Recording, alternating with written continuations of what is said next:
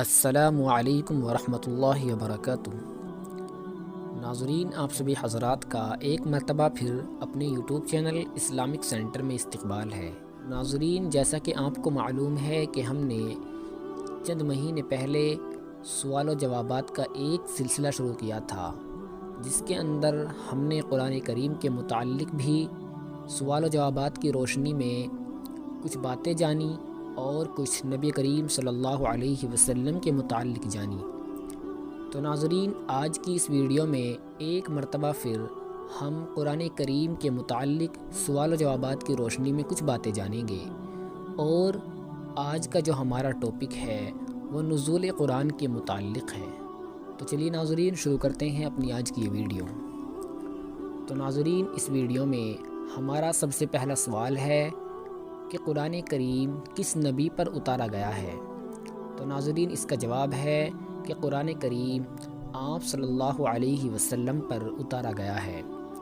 دوسرا سوال ہے کہ قرآن کریم کس مہینے میں نازل کیا گیا؟ تو ناظرین، اس کا جواب ہے قرآن کریم ماہ رمضان میں اتارا گیا۔ قرآن کریم کے اندر ہے شہر رمضان الذی انزل فیہ القرآن۔ اگلا سوال ہے کہ قرآن کریم کس رات میں اتارا گیا؟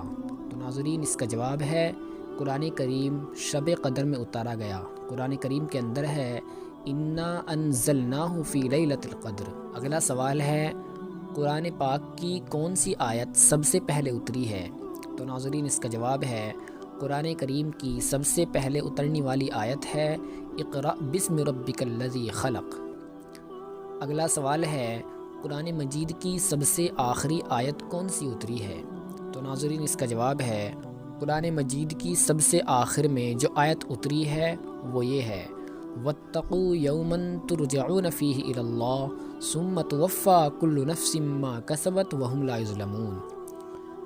اگلا سوال ہے نزول کے اعتبار سے قرآن مجید کی سب سے پہلی اور سب سے آخری سورت کون سی ہے؟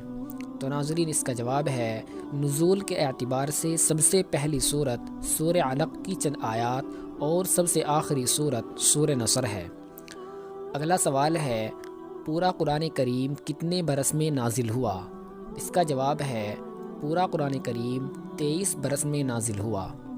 اگلا سوال ہے فرمان نبوی صلی اللہ علیہ وسلم ہے کہ 7 حروفوں پر قرآن اتارا گیا، ان 7 حروفوں میں نازل کرنے کا کیا مطلب ہے؟